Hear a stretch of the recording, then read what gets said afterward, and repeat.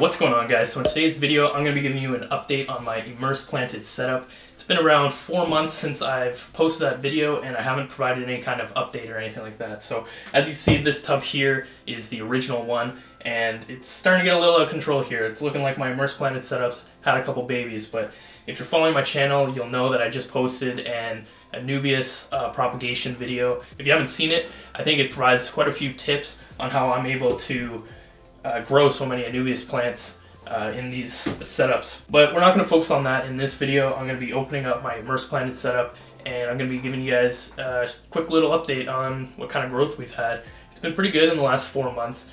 Although when I posted that video I said something along the lines of this. I want to actually move this tub outside so that I can get more direct sunlight and heat. And let me tell you, big mistake, because the first day I put that tub out we had like crazy hot weather, and after checking the tub in the evening, all the plants were like wilted and starting to die. So I kind of freaked out, brought the tub back inside, gave it a good misting. And you know, unfortunately I did lose quite a few plants. As much of a bummer as it really was, it was actually kind of a good learning point, because the Anubias and a lot of the plants that died back, they actually taught me that they're a lot more hardier than I really thought they were. Because even though the Anubias plants would, you know, wilt away and the rhizome would eventually rot away, actually little baby plants would grow from the rhizome. So where I would have one Anubias plant that kind of died back, I had 2 or 3 little baby Anubias plants that started sprouting up. So anyways, I'm sure you guys are eager to see what kind of growth we've had, so let's get right into the update.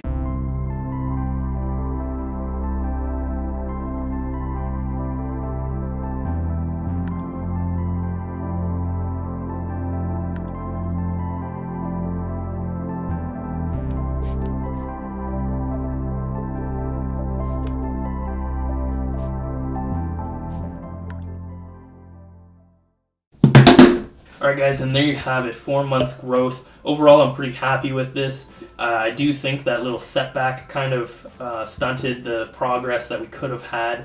That, and I think this tub is being kept in a location that's a little bit too cool for the plants, so their growth rate is really slowed down from that. As you can see, the separators we made really did absolutely nothing.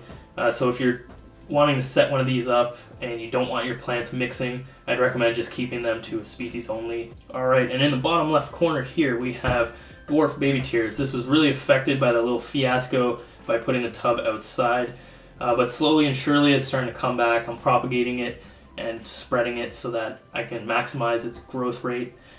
In the cup beside it, this was Monte Carlo. It's pretty much non-existent. I don't think this tub is warm enough for the Monte Carlo to grow.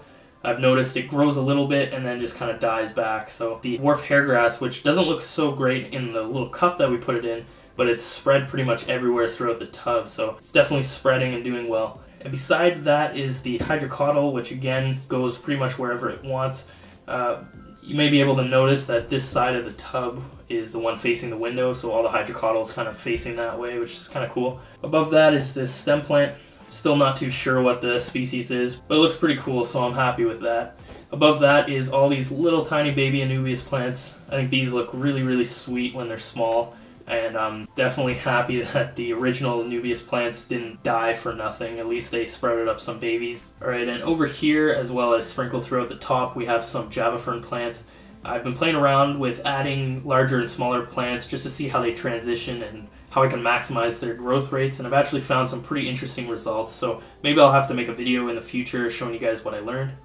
Over here we have some crypt species. This one I believe to be Crypt Wendetii, and down here we have Crypt Pechi, and these are doing really well. It took them a little while to transition to the Emersed setup, especially with that heat wave that I subjected them to, but they're doing really great now, and they're even starting to spread out little baby plants.